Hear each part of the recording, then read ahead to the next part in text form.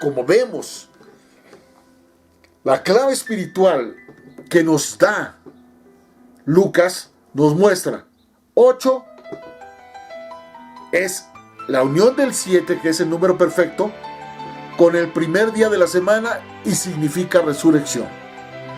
4 es la extraordinaria realización de todo lo que tiene que estar relacionado con la eternidad. El 4 simboliza la eternidad. Y la suma de 8 más 4 da 12, que es justamente la razón por la cual fueron 12 discípulos los que eligió Jesús el Cristo, el Mesías, y 12 tribus de Israel las que se conformaron en el Antiguo Testamento. Pero la unión del 8 más el 4, que nos da 12, representa la comunidad universal de Cristo. Y entonces ahí nos damos cuenta que todo estaba perfectamente establecido. Para concluir, podemos decir que la historia del niño Jesús, Dios en la tierra, tuvo todo lo necesario para cambiar y modificar absolutamente toda religión vigente en la tierra. Y sin embargo, no es así. Por el contrario, en pleno siglo XXI tenemos muchísimas más religiones que las que habían en el tiempo en que Dios decidió venir a habitar con nosotros en la tierra. Entonces, queridos amigos, vamos ahora a ver qué sucedió con los versículos relacionados con la infancia de Jesús. Es decir, vamos a analizar detenidamente qué sucedió desde la otra cara de la moneda, es decir, no desde el punto de vista bíblico, lo que sucedió en la infancia de Jesús. Y aquí nos damos cuenta de algo muy interesante, queridos amigos. La infancia de Jesús, vista desde lo que sucedió después de que salieron huyendo a Egipto, es lo que vamos a analizar. Y dentro de las fuentes de información que hemos ido investigando, averiguando e indagando, hemos encontrado que María y José y el niño Jesús llegaron a Egipto y vivieron con unos parientes de José en Egipto. Y José pudo mantener a su familia porque consiguió trabajo muy pronto después de su llegada, gracias a estos parientes. Por varios meses, José estuvo trabajando de carpintero, que esa era su especialidad. Pero hay algo muy interesante de todo esto. José no era un carpintero común y silvestre. Se dice que José era un extraordinario maestro, era ebanista, un hombre que se dedicaba a hacer unos trabajos espectacularmente extraordinarios, algo muy bien elaborado.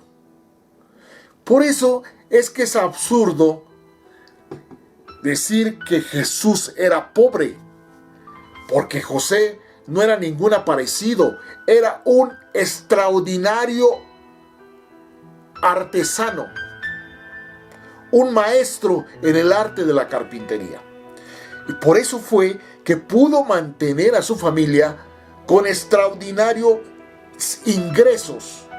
Por varios meses estuvo trabajando en diferentes obras hasta que lo promovieron a que fuera el mayordomo de un grupo extraordinario de orfebres que estaban empleados en la construcción de los edificios públicos erigidos en esa época.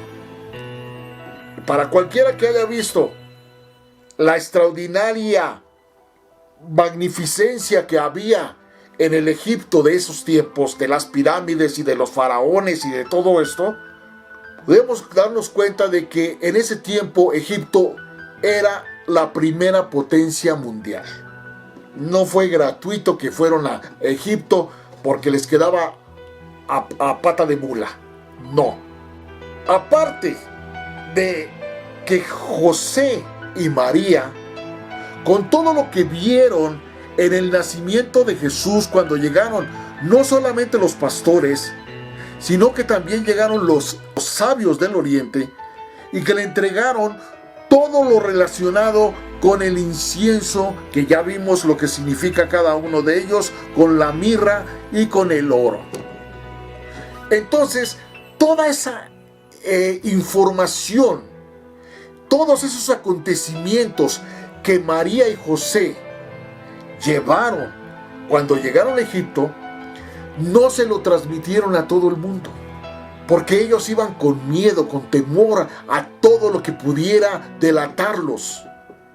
Y precisamente por eso fueron muy sigilosos en estar contando que ese niño que ellos tenían con él era nada menos que el Mesías.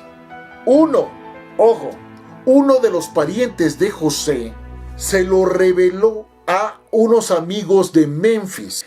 Y para cualquiera que quiera saber qué era Memphis o qué representaba Memphis en ese tiempo, fue la capital del antiguo imperio egipcio y del Nomo I del Bajo Egipto.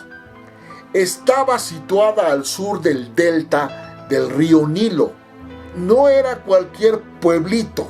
Uno de los parientes de José, amigo de los que habitaban en Memphis, es decir, era la parte más extraordinaria que podía existir, y que eran descendientes de el distante Icanatón, faraón también conocido como Ajenatón.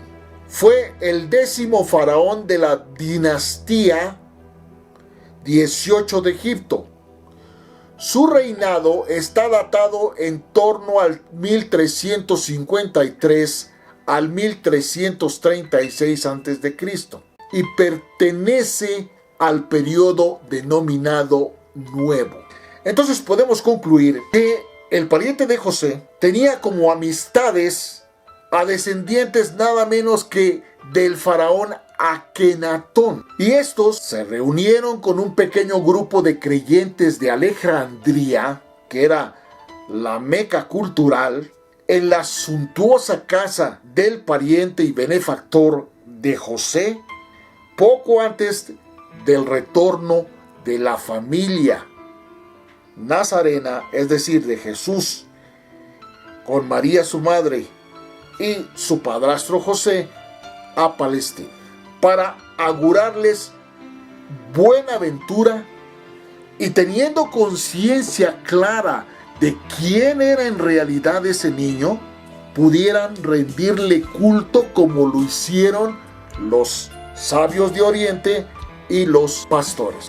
Entonces, cuando se percataron de quién era ese niño, decidieron regalarle a José, un ejemplar completo de la traducción griega de las escrituras hebreas. Es decir, otro enfoque diferente culturalmente hablando de lo que decían las profecías hebreas, y se la entregaron a José. Estos creyentes, que ya sabían quién era el niño, afirmaban que lo mejor que pudiera sucederle a este niño era que justamente desde Alejandría podría tener una influencia mundial extraordinariamente grande. Viviendo justamente en Alejandría, podría llegar al orbe completo de este mundo y no desde Palestina. Por eso ellos insistieron muchísimo a José y a María que se quedaran a vivir en Alejandría. Sin embargo, José y María, como podemos analizar a través de lo que dice la palabra de Dios contenida en la Biblia, fueron avisados por un ángel de que ya había muerto Herodes y que podían regresar a Palestina. Entonces, ellos no se dejaron llevar por la importancia social y cultural de los descendientes de Akenatón, sino que decidieron zarpar de Alejandría, ir con destino a Jope, puerto al que llegaron, según los informes, en el año 4 antes de Jesús el Cristo, es decir, antes de nuestra era. Acordémonos que según estos estudios, Jesús nació en el año 7 antes de nuestra era. Es decir, que el regreso de Jesús a Palestina se dio cuando Jesús tenía 3 años de edad. ¿Y qué hicieron? De Jope se dirigieron directamente a Belén. Y ahí pasaron todo el mes en conversaciones con sus amigos y parientes para decidir si debían quedarse ahí o regresar a Nazaret. María aún acariciaba la idea de que Jesús creciera en Belén, la ciudad de David. José no creía en realidad que su hijo fuera realmente el Mesías. ¿Por qué? Porque José tenía la formación judía. Y el problema no es que las cosas sean verdad o sean mentira. El problema es nuestra oposición a comprender las cosas. No se trata de creer, se trata de comprender. Es difícil para mí creer tal cosa, pero si me doy a la tarea de investigarla, de averiguarla, de escudriñarla, entonces puedo comprenderla. Y en el momento en que la comprenda, entonces podré aceptarla. Mientras tanto, no. Por eso es que hay personas que saben perfectamente bien que ninguna religión puede ayudarles a hacer absolutamente nada, ni a cambiar su vida, ni nada por el estilo. Al contrario, les quitan sus diezmos, les quitan sus ofrendas, les hacen hacer ayunos y cosas que no sirven para nada, sino únicamente para beneplácito de los jerarcas de la iglesia. Y sin embargo, se resisten a abandonar esas creencias, abandonar esas ideas y abandonar esa religión. Eso es lo que pasa. Y eso justamente le pasó a José. José, en el fondo, no podía aceptar que ese niño fuera nada menos que el Mesías que el pueblo judío estaba esperando. María consideraba la ciudad de David, es decir, Belén, el lugar más apropiado para crear al niño que habría de ocupar el trono de David. Pero José decidió que era mejor vivir en Nazaret. Y esto lo hicieron justamente en el año 4.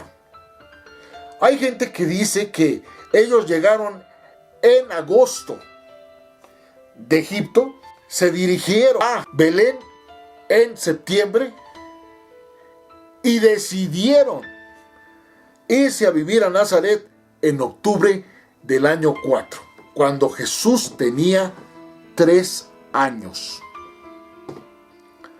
Por eso, queridos amigos, tenemos que continuar para ver qué sucedió con el regreso de la familia sagrada o de la Sagrada Familia a Nazaret. Vamos a continuar analizando toda esta información. Les invito a que sigan en Escudriñando tu Palabra. Gracias.